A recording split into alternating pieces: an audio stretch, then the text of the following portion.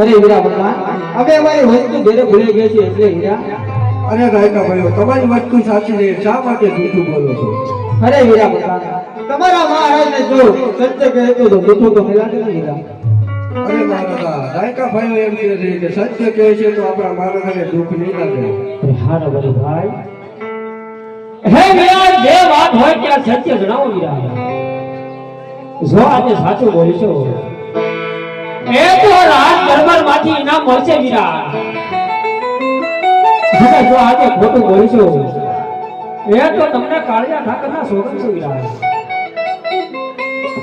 અરે મહારાજા આપણે બાબી બેટે વાંજ્યા છો, લો વાંજ્યાના સૂટને લેવી તો પણ અમારો ગુસ્સો પણ વાંજ્યો રે મહારાજા.